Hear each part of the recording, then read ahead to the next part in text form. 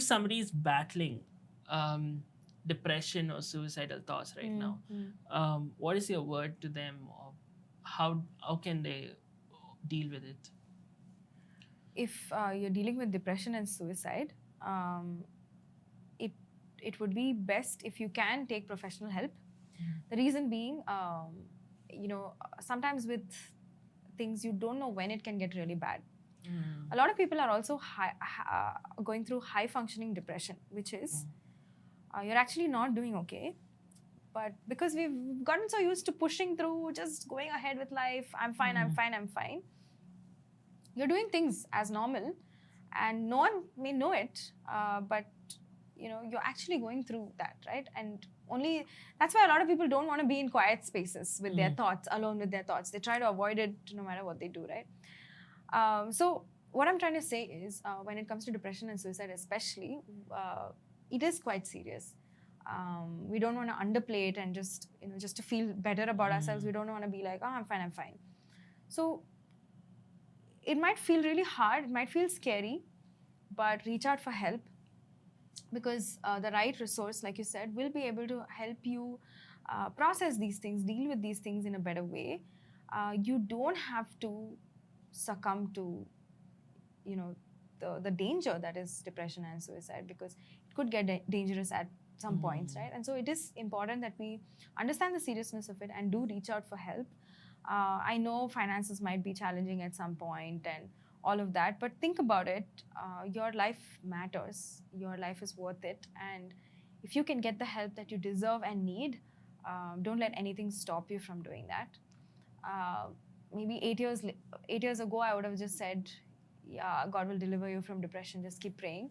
But today, I really do understand the need to seek help and the need to really be open about it. Talk to someone that you trust. There would be at least 1 or 2 people, I think, around. Maybe not in your immediate circle. If you're afraid of being teased or bullied, but do find someone that you can trust and ask for help, because it's important and you deserve that help.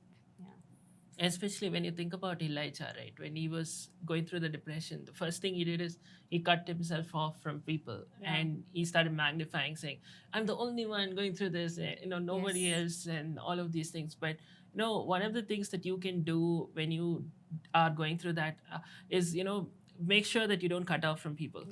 Like take intentional steps to talk to somebody.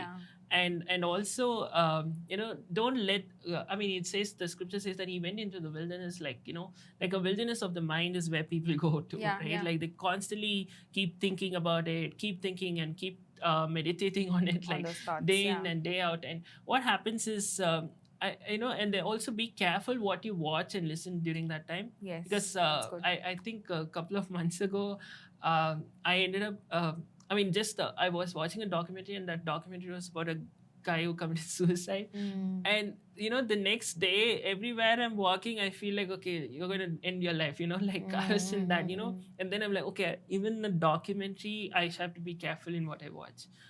Because if you know what is your pitfall, if you feel like you're going to be depressed if you're watching something, or not just depression, it could be something that you're dealing with. Like, if somebody's dealing with lust, okay, and if you're going to be watching romantic movies after romantic movies, it's only going to, so you need to get to that place, like, okay, identify what is your issue and be aware of that, and, cut it off in the root. If watching something is going to affect you, if, being with a group is going to affect you, or being alone is also going to affect you, take the right steps. And that is something so important. Yeah. I also want to add about depression, right? Like you said, there are things that you can do. If it's a real struggle to reach out for help, it's really hard, especially when you're depressed. The only thing you want to do is hide, be in a dark room or isolate, or, it could look different for different people as well. But I also want to say that sometimes even really small things can really help you break free from it. Like in terms of, like you said, watching what you are consuming, content and all of that. I think I'm struggling to put language to this, so bear with me. So there are many different aspects of depression. And there are also many different types of it, and there are different ways that people experience it. So that's why my first suggestion would be go to a therapist, someone who actually can figure out what exactly is happening, whether it's severe, whether it is mild, and based on that, they'll be able to help you navigate as well, right? Because there is that tendency on our own to either underplay it or overplay it and then think like, oh my gosh, I'm just, so I think it's really important to have that.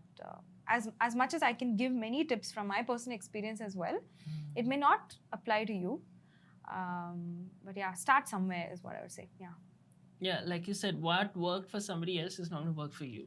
Yeah. You need to understand that individuality of what is going to be specific to you, and that is something that a therapist and spending time with God, all of this together, you will find that unique thing that works for you. For example, when I was dealing with identity crisis, what I used to do is I used to stand in front of the mirror every day and I used to quote the scriptures. I'm cute, I'm fearfully and wonderfully made, I'm made in the image of God, and all of these, cute is not a Bible verse, but anyway, whatever. Cute is what God thinks about us, though, so. Yeah.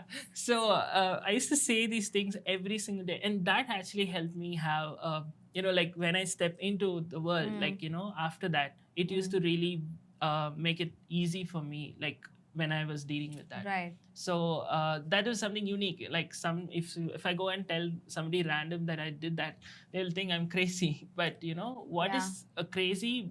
Maybe the thing that's going to help you break out of the craziness in your life. That's a word.